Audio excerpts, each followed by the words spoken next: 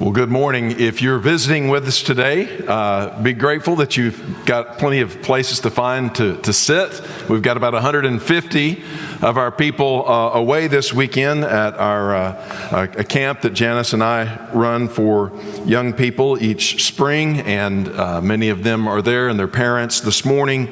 And I want to share with you just very briefly before we get into today's study that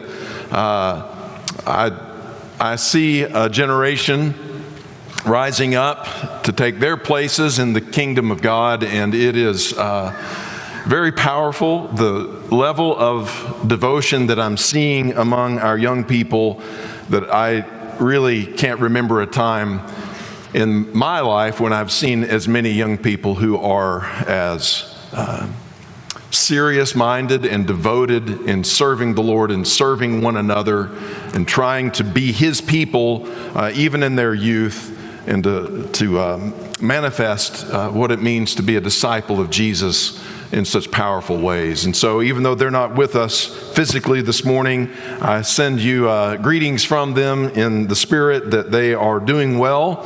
And we have some really good news that I want to share perhaps next week in terms of the specific names. We had 3 baptisms this weekend. I want to wait till they're here to share their names so that you can encourage them in person. But it was a wonderful faith-building experience for me. I am physically exhausted, mentally drained, but spiritually renewed. So I hope that that's the part of me that shows itself today as we dive into our lesson. Our focus this year as a church is keeping our eyes fixed on Jesus. And one of the ways that we're doing that right now is by having a sermon series that looks at the greatest sermon ever preached by the Lord Jesus Himself, the greatest preacher who ever lived. And we are 4 lessons into this series, and we're coming into that part of the Sermon on the Mount where Jesus is drawing a distinction, a sharp contrast between 2 very different kinds of righteousness. To put it another way, 2 different ways of being right. Don't you like to be right? You like to be right in an argument or dispute. If you have a disagreement with your spouse or with a friend or a coworker, there's just nothing that you find more satisfying than being proven to be the one who is in the right. And that's the root idea of the word righteousness. But the way that we often come at it is out of this desire for self-exaltation, for self-approval, to be shown how right we are. But we're really looking at something very different that Jesus is driving us toward in the Sermon on the Mount. He wants us to be right with God and right with one another. Not right over and against each other, but we fulfill the righteousness that God desires when we learn to be slow to speak, quick to listen, slow to anger, which Jarrett talked to us about last week, so that we can step into right relationships with other people. And that is so much about what this section is all about. Now, this section was introduced a little while back in chapter 5, verse 20, and this is a key verse to understanding all of this. Jesus there, speaking to His disciples, speaking to us, says, unless your righteousness goes beyond, exceeds, goes beyond that of the scribes and Pharisees, you will never enter the kingdom of heaven.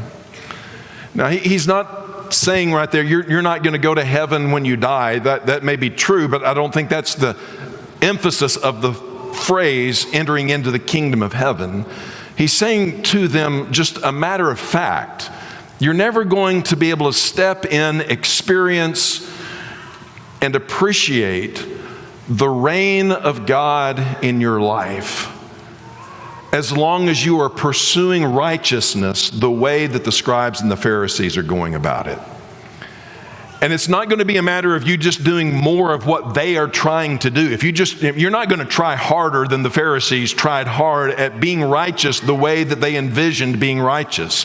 So going beyond their righteousness doesn't mean you just got to bear down and try even harder than the Pharisees did at their way of being righteous. No, you have to come to me and learn a new way of being right with God and right with others if you want to experience the reality of what it means to live under the reign of God, to enter into his spacious kingdom, which can only be found by traveling down the narrow path that Jesus has trod ahead of us. So he's contrasting these two kinds of righteousness: Pharisaical righteousness on the one hand, and kingdom righteousness as Jesus lives it and teaches it to us, his disciples. The righteousness of the Pharisees was external and legal. They combed through the law in meticulous detail to find ways that they could outwardly conform to the letter of the law. Whereas the kingdom of heaven teaches a righteousness wherein we are internally transformed in our character. It's not just about avoiding sin, but it's about embodying the true spirit of the law, which always has at its heart honoring God and valuing, get this, valuing other people. And you'll never be right with God above until you learn to value other people and treat them with honor and dignity and respect. And that's the righteousness that Jesus says goes beyond that of the scribes and Pharisees, and that we are called to as we follow Jesus. Now, in order to make his point or to teach us how to do this, Jesus highlights 6 specific examples that expose the difference between how the Pharisees went about trying to be righteous and how we should seek to be righteous. And these 6 categories have to do with teachings in the law regarding murder, regarding adultery, regarding divorce, regarding the taking of oaths, regarding retaliating against those who have wronged us, and about ultimately how we deal with not only friends, but our enemies. In each case, Jesus reveals how the Pharisees' legalism distorted the true intent of God's commands, and how we are to follow Jesus in fulfilling the true intent of the law from the heart. Now, last week in verses 21 through 26, Jared's great, but there is a big gap between Jesus and Jared. Jared taught us from the words of Jesus about you shall not murder. You'll remember how the Pharisees, basically, when I was a kid, we used to play a game in basketball. We called it no blood, no foul, right? If you didn't draw blood, it wasn't a foul. You know, we're only calling the really, really serious fouls. Well, in the Pharisees' way of thinking, it was no corpse, no murder, okay? If you couldn't produce the corpse, I didn't break the law that forbade murder. Now, I could despise you. I could harbor all kinds of resentment and bitterness in my heart toward you. I could look at you every time I see you with that scowl. I could even utter words of malediction and curse against you. You fool. But I hadn't broken God's law. And Jesus says, no, when you have reached that level of contempt and hatred for a fellow human being, you have violated God's true intention of elevating the status of human life when he said, do not murder. Don't just no corpse, no foul, but value the lives of the people around you that you interact with. And now he continues that contrast by coming to 3 more that we're going to look at this morning. I've got a big job ahead of me, and you're going to have to work hard to stay up and as we speedily move through the next 3, where he talks about adultery, what it really means to commit adultery, what it really means, what God's expectations are regarding marriage and divorce, and with what he says about the taking of oaths. So let's dive in and get started. In Matthew 5, beginning in verse 27, Jesus says, as was read for us a moment ago, you've heard that it was said, you shall not commit adultery. But I say to you that everyone who looks at a woman with lustful intent has already committed adultery with her in his heart. Now again, the Pharisees in Jesus' day looked at this law and said, well, that means that you must not form a sexual union with any woman other than your wife. And they assumed that therefore you could look longingly, with extended gaze upon a woman. You could burn for her with sexual desire. But as long as you did not physically touch her, you had not sinned, you had not broken the law, you were a law keeper, and therefore you were righteous. You are a righteous man, burning inwardly in your heart with lust for a woman that is not your wife, because you have not physically slept with her, and therefore this is righteousness. Well, our righteousness must exceed the righteousness of the scribes and Pharisees. And so Jesus teaches us that what is wrong to do with our bodies physically is therefore wrong to fantasize about in our hearts or in our imagination. Now, many people look at this particular law of Jesus and they side more with the Pharisees than they do with Jesus, saying that what Jesus teaches here is, well, it's impractical, that it's really not possible to do what Jesus is calling us to do, and that even if it were, it's just too narrow and robs us of the fun of living life. Well, I want to spend just a couple of moments thinking about those two objections. First, the idea that it's just impractical, that no one could actually live a life in which they're not looking lustfully upon women other than their wives. Well, I want to be very clear that Jesus is not teaching, and some translations don't do a very careful job of getting this idea across. I like the ESV here, and I've used it and highlighted it here. Jesus is not saying that simply noticing that someone is beautiful, or that they are attractive, or even feeling in some sense an attraction. If we never experienced any attraction to another person, our species would probably pretty quickly come to an end. He's not ruling out or saying feeling even a sexual attraction to another person is in itself a sin. Or perhaps I'll even go a step further, that having a moment of temptation where there's that instant in which you begin to feel something that would lead you in the direction that is inappropriate, that temptation is not the same thing as sin. What Jesus does here, if you'll notice carefully, is that he zeroes in on the will, on the choice that we make whether to indulge in the temptation or not. As the ESV says, who looks at a woman with lustful intent. In other words, I'm going to prolong my gaze, I'm going to look at her, and I'm going to begin to imagine inappropriate things, and I'm going to do so with the consent of my will.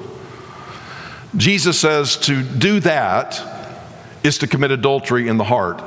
And I'm just going to say this in passing. That does not mean that if I've already committed adultery in the heart, that I may as well go ahead and commit adultery in the flesh. Jesus does not say that the one follows the other. But he does say that we've already sinned when we've given the consent of our will to linger in our gaze and lust upon a woman, imagining doing in our minds what would be wrong to do in our bodies. Now, seriously, as you think about that, not only is it possible to avoid this sin, you don't have to do that. I would think that most of us would confess at some point that we have crossed a line here. I can't speak for women, but I would think that most men would say, yes, I understand what this sin is, and I have at times in my life crossed that line and been guilty of this. But I also recognize that I don't have to do that. I don't have to allow myself to linger in my gaze and think in ways that are inappropriate. It is within my power to avoid this kind of sin. And so it is doable, and furthermore, it's desirable. What kind of world do you want to live in? The women in this congregation would rather not live in a world where it is okay to be leered at by some creeper, okay? And most men, if you're right thinking, do not want your wives or your daughters to be subjected to that kind of thing. And so not only is it not impractical or impossible to fulfill, it's also good for us, and it's not therefore too narrow. It's not too restrictive, taking away from us the joy of living. In fact, it's quite the opposite. To sexualize people is to reduce your capacity to interact with them as a whole person. Does that make sense? When your mind becomes obsessed with sexualization of other people, you are unable to interact with them in all of the various dimensions that they possess beyond their physical appearance. And we deprive ourselves of that when we train ourselves to become lustful gazers. And this is part of what makes pornography such a tragedy. And we've taken this sin, we've commercialized it, we traffic in it in the world today, heavily. But pornography trains us. It's a discipleship program. Jesus is in the Sermon on the Mount giving us a discipleship program for the narrow path that enters into the broad life of the kingdom of heaven. But pornography is a discipleship program that trains us into being a certain kind of people. It trains us into devaluing the human dignity of the persons that we are objectifying. And those who produce porn and those who consume it don't know each other, don't care about each other. And that's not the world that God wants us to live in. C.S. Lewis puts it quite bluntly this way. He says, we use an unfortunate idiom or expression when we say of a lustful man prowling the streets or perusing the web that he wants a woman. Strictly speaking, a woman is just what he does not want. He wants a pleasure for which a woman happens to be the necessary piece of apparatus. How much he cares about the woman as such may be gauged by his attitude to her 5 minutes after fruition. You see, one does not keep the carton after one has smoked the cigarettes. Jesus is teaching us that this is not something that is impossible to do, to keep our minds pure, nor is it overly restrictive, but it is the narrow path to the spacious life. The broad way feels free in the moment, but it turns us into nothing more than a lecherous gawker, burning with desire for a piece of a person, not for the totality of a person, to whom we may pledge the devotion of our life in all aspects of ourselves and themselves, in all the dimensions of our personhood, and build a life together that includes sexual union, but instead reduces it all down just to that and traps us in a prison house that is exceedingly small, the kind of thing that a slave could carry on within the confines of his imagination in a prison cell. That's not the spacious life in the kingdom. It seems like the broad way, but it leads to restriction. Following Jesus' narrow path leads us to where we can engage with other people in the fullness of who they are, with great dignity and respect. So the way of Jesus is the way of profound love and respect and wholesome interaction with real people.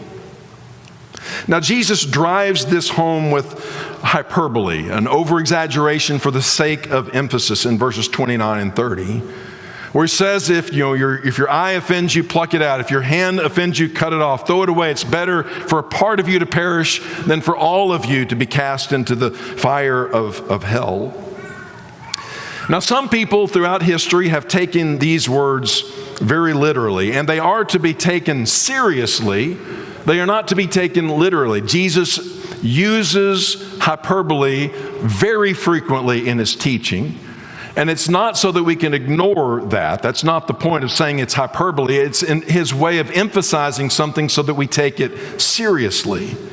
But those who try to take it literally and engage in one of two things, some have gone the full measure and mutilated themselves.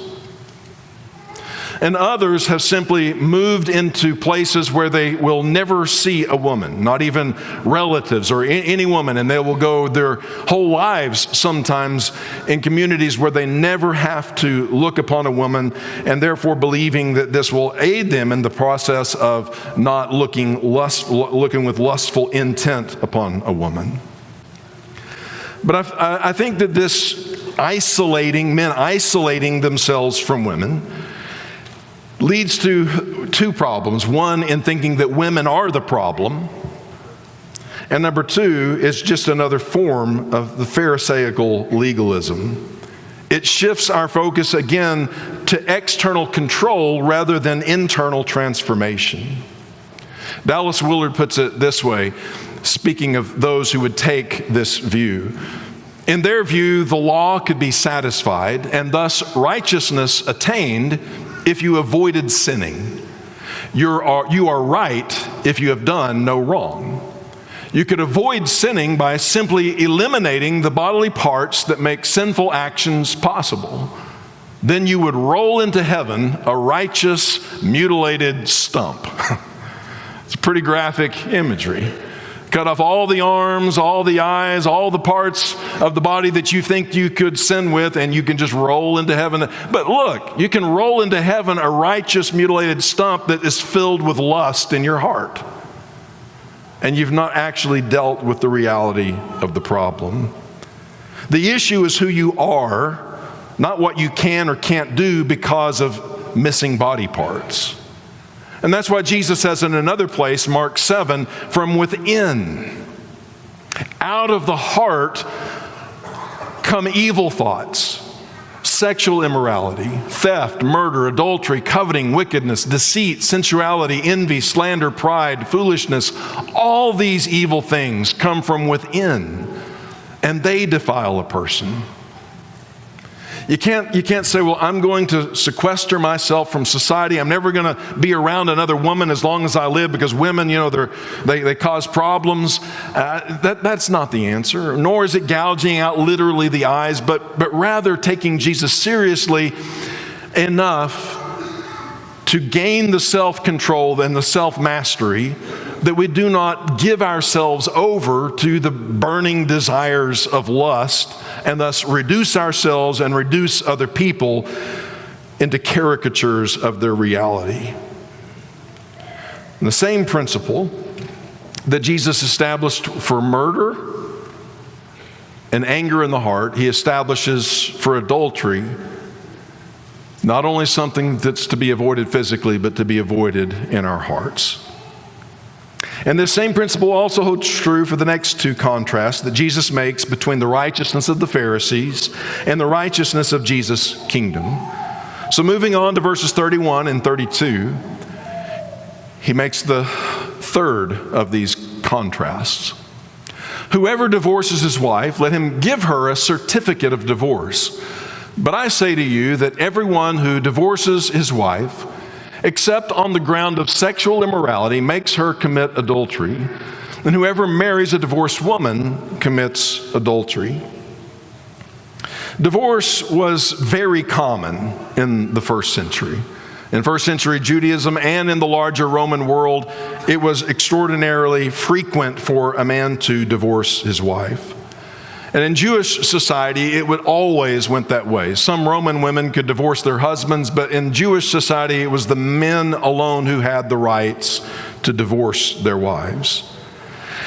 And so a primary concern, this is important, a primary concern of Jewish men in Jesus' day could be put this way: how to be rid of a wife one no longer wants and still be righteous according to the law. Now remember, this is what all of these examples that Jesus is giving is driving at.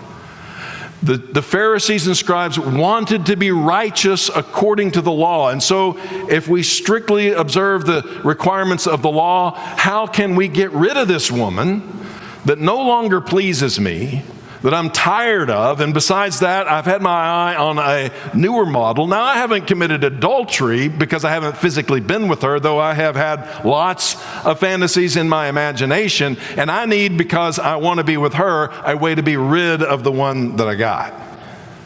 But I want to be righteous and holy and observant of God's law. So how can I do this? Well, based on a misreading of Deuteronomy 24, many of them came to believe that you could divorce her for basically any reason. But in order to be righteous, you had to draw up the legal divorce documents and literally physically put them into her hand before kicking her out the door. But if you did that, if you followed the legal process carefully and put the bill of divorcement in her hand, you could send her away and then fall on your knees and thank God that you are a righteous and holy man because you have observed the law of God. Once again, though, Jesus is waking us up to the deeper intent and fuller meaning of God's law, which has always been to train us to love God with a full heart and to love our neighbor as ourselves, with our wives being our first neighbor. And so again, Dallas Willard in The Divine Conspiracy writes, in the Jewish society of Jesus' day, divorce was devastating for the woman. Her life was simply ruined. She might find a place in a relative's home, but only with the status of a slave. She might find another man who would marry her, but would be regarded as damaged goods, or she might survive as a prostitute. And Jesus, therefore, is calling us to a deeper righteousness, a righteousness that comes from treating your wife as a daughter of God who equally with you bears the image of God and that is loved of the Father as profoundly as you are yourself, and therefore must be treated appropriately. As the Apostle Peter would later write to Christian men, husbands, live with your wives with understanding, regarding her as the more fragile vessel, that your prayers be not hindered, because she is a co-heir with you of the grace of life.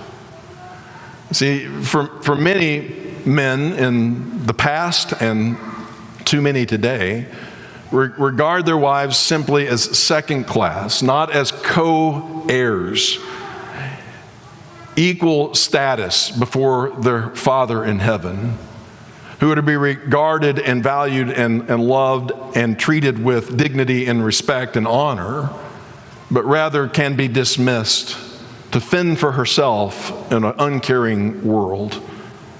This is, again, the thing that Jesus is calling us away from, into a deeper righteousness. Simply giving her a bill of divorcement was not a sufficient cover, Jesus is saying, for their fundamentally unjust act of sending her away. And that doing so, unless she had been sexually immoral, was to violate one's marriage covenant. But Jesus sees marriage in a different light. Not an arrangement held together by legal contracts, but by hearts that had been softened by God's grace. And kingdom-minded couples learn to speak the truth in love and to bear with one another in good times and in bad, and to change over time, to forgive wrongs and to grow together. Jesus does not give us permission to dispense and dispose of those that we have grown weary of, but rather he gives us the power to remain faithful to them throughout the course of our lives. And this is marriage in the kingdom of heaven. When God rules and reigns in the hearts of men and women, they find a way to maintain their integrity and their faithfulness and keep their vows for better or for worse, in richer and poorer, in sickness and in health, until death do we part. Which leads us then to our final contrast this morning between the Pharisaical righteousness and the righteousness in the kingdom of heaven in regards to the taking of oaths. The taking of oaths. How y'all doing? You still with me? We're covering a lot of ground today. We're 2/3 of the way there. What about taking oaths? What about, when we use the word swearing today, we usually think of people using foul language, but technically swearing doesn't have to do with foul language. It has to do with taking oaths. I swear on my grandmother's Bible that I will do this or I won't do that. Well, what does Jesus have to say about that and the difference between those in his kingdom versus those of the Pharisees under the law? Again, you have heard that it was said to those of old, you shall not swear falsely, but you shall perform to the Lord what you have sworn. But I say to you, do not take an oath at all, either by heaven, for it is the throne of God, or by the earth, for it is his footstool, or by Jerusalem, for it is the city of the great king. And do not take an oath by your head, for you cannot make one hair white or black. Let what you say be simply yes or no. Anything more than this comes from evil. The Pharisees simply loved to play word games with their oaths and their promises. They would swear by heaven if they really meant business. If they meant a little bit less, they would swear by the earth, because that's an inferior oath to that of swearing by heaven.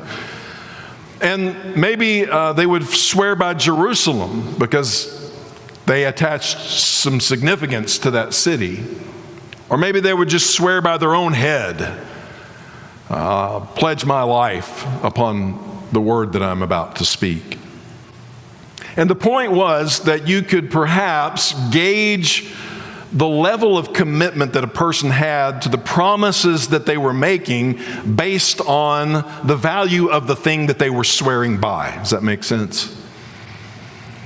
And so if you had sworn by something of lesser value, then you could just kind of break that oath without as much consequence.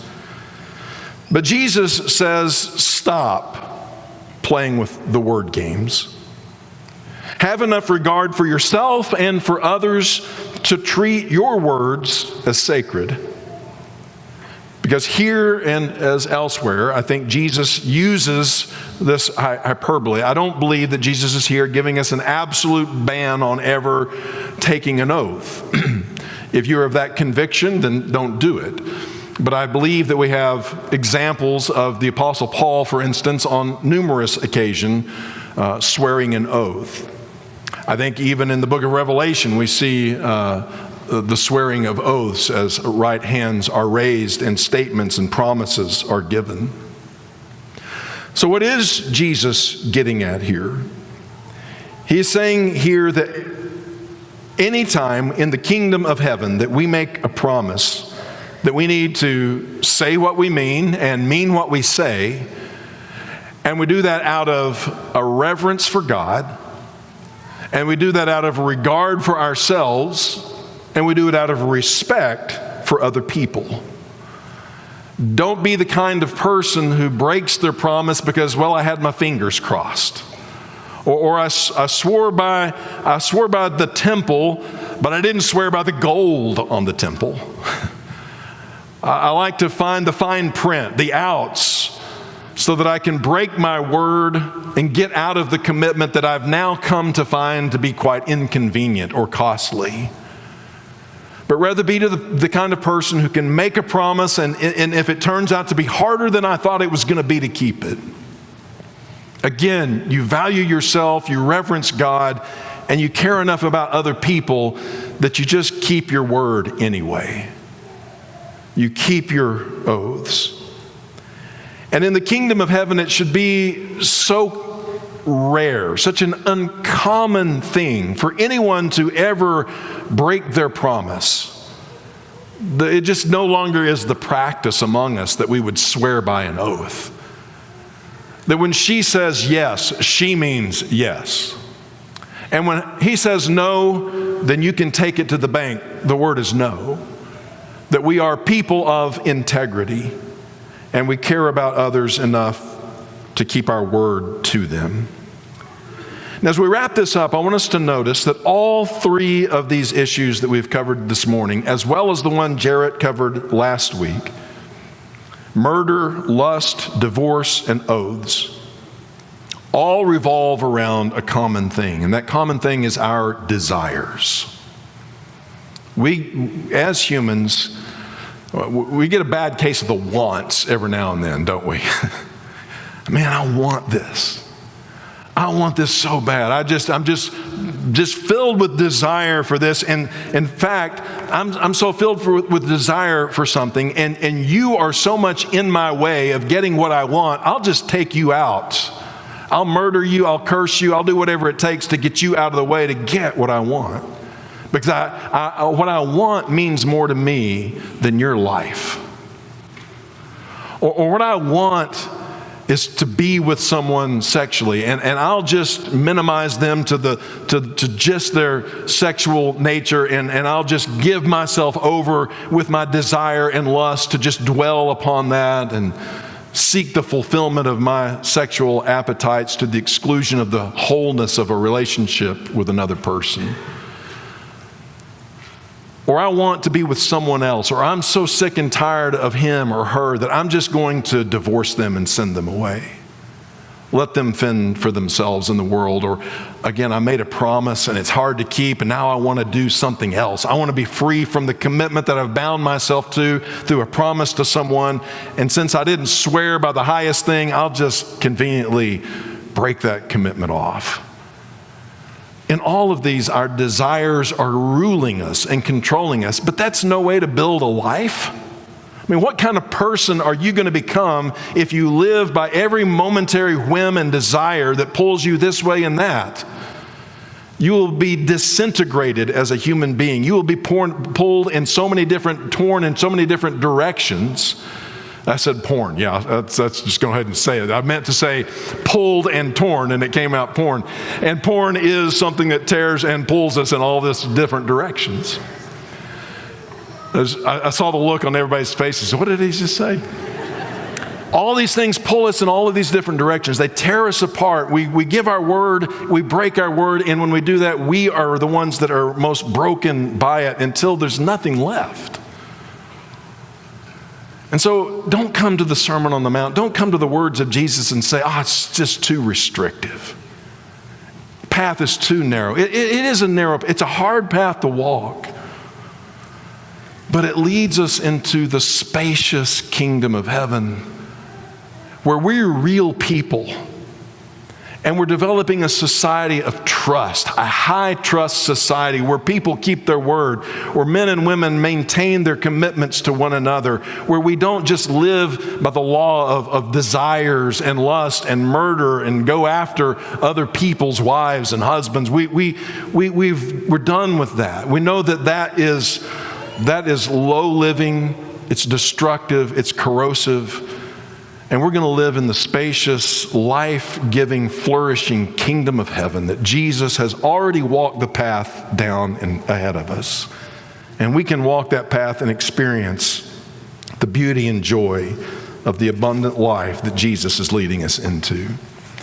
If you're here this morning and maybe you're unfamiliar with this life that Jesus is calling us to, but it sounds like good news. Well, it is, and that's what Jesus called it. He's preaching the good news of the kingdom of heaven. That whatever you've lived like before, or whatever the society that you've been a part of and experienced in the past, maybe the home that you grew up in, you just see the carnage that comes from living in a low trust world where people are not honored and respected, and you see that Jesus' way is the better way. He'll receive you to himself. And you can be washed in the waters of baptism, die to the old life, and raised up to a new life in Christ, and begin to be his disciple on the narrow path that leads to the expansive kingdom of heaven. If we can encourage you in doing so, we'd like to do that right now while we stand and while we sing.